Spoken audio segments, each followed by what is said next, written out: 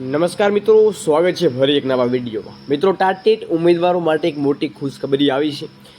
લાંબા સમયથી જે મિત્રો અપ્રુવલ માટેની તારીખો આપવામાં આવી રહી હતી, તો ફાઇનલી જે અપ્રુવલ છે મિત્રો મળી ગયું છે અને પરિપત્ર મિત્રો જાહેર કરવામાં આવ્યું છે ને ઠરાવ છે એ મિત્રો પાસ થયો છે।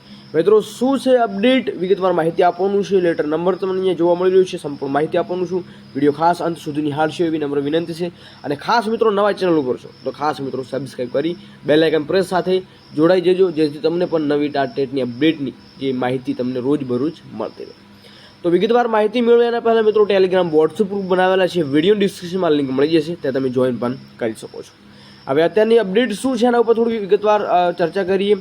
તો અહીંયા તમને થોડું ઝાંખું દેખાતું છે, એવું તમને વાંચીને સંભળાવી દઉં। તો ટેટ જે ટીચર એલિજિબિલિટી ટેસ્ટ છે, જેની પ્રમાણપત્રની જે મુદ્દત છે મિત્રો બાબતે એક પરિપત્ર છે અને લાંબા સમયથી ઠરાવ પણ કરવામાં આવ્યું હતું, જે 2024નો હતો, જે મિત્રો 30/7નો।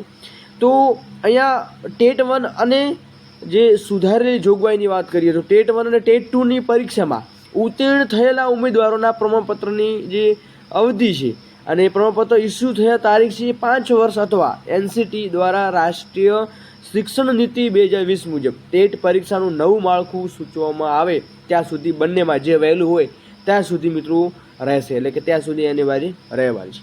તો તમામ ઉમેદવારોને એક અપડેટ છે મિત્રો ફરી આવી ચૂકી છે। તો ખાસ જો ટેટ 2ના તમારા કંઈ મિત્રો હોય તો એમના સુધી વિડીયો જરૂર શેર કરશો, કેમ કે અપડેટ છે મિત્રો ટૂંક સમયમાં બીજી પણ અપડેટ આવવા જઈ રહી છે। તો ખાસ મિત્રો સબસ્ક્રાઈબ કરી નથી કરી તો ખાસ કરી દેજો, બેલ આઇકન પ્રેસ સાથે અપડેટ તમને ખાસ આપતા રહીશું।